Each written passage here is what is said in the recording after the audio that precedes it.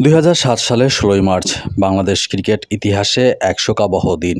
মাত্র ২২ বছর বয়সে এক মর্মান্তিক সড়ক দুর্ঘটনায় প্রাণ হারান জাতীয় দলের অলরাউন্ডার মানজারুল ইসলাম রানা। সেই দুর্ঘটনায় তার সঙ্গে ছিলেন প্রথম শ্রেণীর ক্রিকেটার সাজ্জাদুল হাসান সেতু, তিনিও প্রাণ হারান।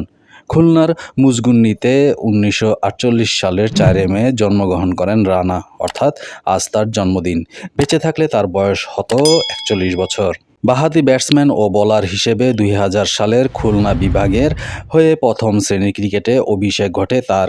২০০৩ সালের নভেম্বরে ইংল্যান্ডের বিপক্ষে ওয়ানডে দিয়ে আন্তর্জাতিক অঙ্গনে পা রাখেন।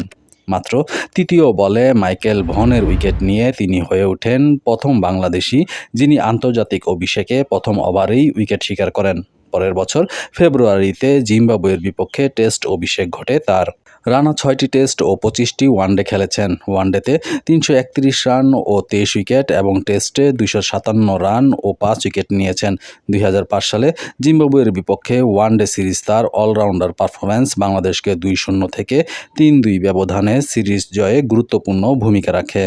২০০৭ সালের ১৬ই মার্চ খুলনার ডুমুরিয়া উপজেলার বালিয়াখালী ব্রিজের কাছে একটি অ্যাম্বুলেন্সের সঙ্গে মোটরসাইকেল সংঘর্ষে ঘটনাস্থলে প্রাণ হারান রানা। সঙ্গে থাকা সেতুও হাসপাতালে নেওয়ার পর মারা যান। রানার মৃত্যুতে জাতীয় দলের ড্রেসিং রুমে নেমে আসে শোকের ছায়া। বিশ্বকাপের প্রস্তুতি ম্যাচ চলাকালীনে এই খবর দলের মনোবলে আঘাত হানে। পরের দিন ভারতের বিপক্ষে ম্যাচ জয়ে সেটি উৎসর্গ করেন রানাকে। রানার মৃত্যুতে দেশের ক্রিকেটে অপূরণীয় এক ক্ষতি হয়ে গেছে। বাঁহাতি অলরাউন্ডার হিসেবে তার ভালো সম্ভাবনা ছিল। হয়তো সাকিব আল হাসানের মতো আরেকজন বাঁহাতি বিশ্বসেরা অলরাউন্ডার হয়ে উঠতেন তিনি, কিন্তু মৃত্যু তার সম্ভাবনাকেই অকালে থামিয়ে দেয়।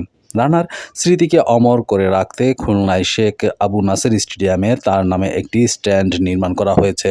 তবে এর চেয়েও বড় কথা, রানার অবস্থান দেশের ক্রিকেট প্রেমীদের হৃদয়ে।